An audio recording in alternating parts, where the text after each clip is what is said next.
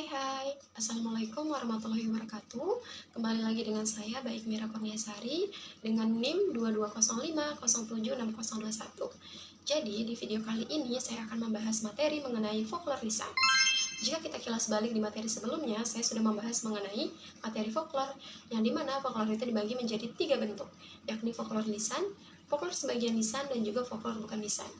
Nah, di video kali ini, saya secara khusus akan membahas mengenai folklore lisan. Nah, apa aja sih yang bakal saya bahas di dalam folklore lisan ini? Yang pertama ada pengertian folklore lisan, yang kedua ada bentuk-bentuk folklore lisan, yang ketiga ada ciri-ciri folklore lisan, dan yang terakhir adalah ciri pengenal pada folklore lisan. Yang pertama yaitu ada pengertian folklore lisan.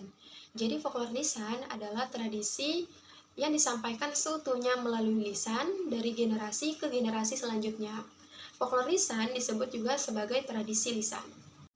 Dapat disimpulkan bahwa folklore lisan adalah sebagian kebudayaan suatu kolektif yang tersebar dan diturunkan secara turun-temurun di antara kolektif macam apa saja. Kemudian, secara tradisional memiliki versi yang berbeda, baik dalam bentuk lisan maupun disertai dengan contoh seperti gerak isyarat ataupun alat bantu pengingat. Nah, alat bantu pengingat yang dimaksud di sini ialah seperti batu ataupun daun lontar. Karena pada zaman dahulu, teknologi itu belum secanggih dan semaju di zaman sekarang, sehingga mereka memanfaatkan batu ataupun daun lontar untuk mengukir sebuah tulisan. Yang kedua, ada bentuk-bentuk folklore lisan. Yang pertama ada bahasa rakyat atau folk speech, yang termasuk ke dalam bahasa rakyat ini misalkan seperti logat, kemudian pangkat tradisional maupun titel kebangsawanan. Yang kedua, ada ungkapan tradisional. Nah, yang termasuk ke dalam ungkapan tradisional di sini misalkan seperti peribahasa. Kita sudah pasti tidak asing lagi dengan yang namanya peribahasa. Saya ambil satu contoh, misalkan seperti jadilah seperti padi yang semakin berisi semakin menunduk. Yang ketiga, ada namanya pertanyaan tradisional. Nah, biasanya yang termasuk dalam pertanyaan tradisional ini misalkan seperti teka-teki.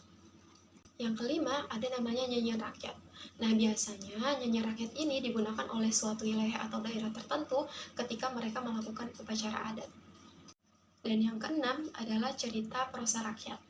Nah, yang termasuk ke dalam cerita prosa rakyat di sini, misalkan seperti mitos. Dan mitos sendiri itu dibagi menjadi dua.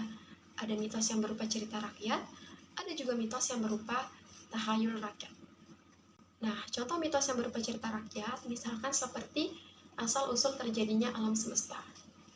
Kemudian, contoh dari mitos tahayul rakyat misalkan seperti jika perempuan tidak menyapu dengan bersih, nanti dia mendapatkan jodoh laki-laki yang berewokan. Adapun mitos ini memiliki ciri-ciri seperti misalkan dia menceritakan tentang dewa-dewa, kemudian menceritakan tentang makhluk gaib ataupun hal-hal spiritual lainnya. Yang ketiga, ada ciri-ciri folklore lisan. Yang pertama, penyebaran atau pewarisannya biasanya dilakukan secara lisan atau dari mulut ke mulut. Yang kedua, biasanya folklore lisan bersifat tradisional. Yang ketiga, folklore lisan ada dalam versi yang berbeda. Dikarenakan folklore lisan disampaikan dari mulut ke mulut sehingga dia memiliki versi cerita yang berbeda-beda. Yang keempat, biasanya folklore lisan ini bersifat anonim atau sudah tidak diketahui lagi siapa pengarang sebenarnya. Yang kelima, folklore lisan biasanya memiliki bentuk berumus ataupun bentuk berpola. Yang keenam, folklore lisan mempunyai kegunaan, misalkan sebagai alat bantu pendidikan. Yang ketujuh, folklore lisan biasanya bersifat pralogis atau tidak logis, yang dimana folklore lisan ini memiliki logikanya tersendiri. Yang kedelapan, folklore lisan biasanya menjadi milik bersama dari kolektif tertentu. Dan yang kesembilan, folklore biasanya bersifat polos atau lugu sehingga folklore lisan ini terkesan terlalu kasar ataupun terlalu spontan. Yang keempat, ada ciri pengenal pada folklore lisan. Yang pertama ada multiple existence, yaitu rentang waktu, tempat, dan cakupan. Metode pemahamannya biasanya menggunakan metode polygenesis, monogenesis, difusi, dan juga sebagainya. Yang kedua ada irrationality atau tidak masuk akal, magic, fantasi, dan juga tahayul.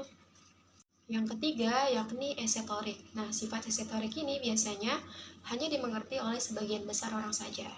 Nah, jenis folklore esoterik ini biasanya dipandang lebih sakral dibandingkan dengan jenis folklore lainnya, sehingga pihak lain sengaja dilarang untuk memahaminya.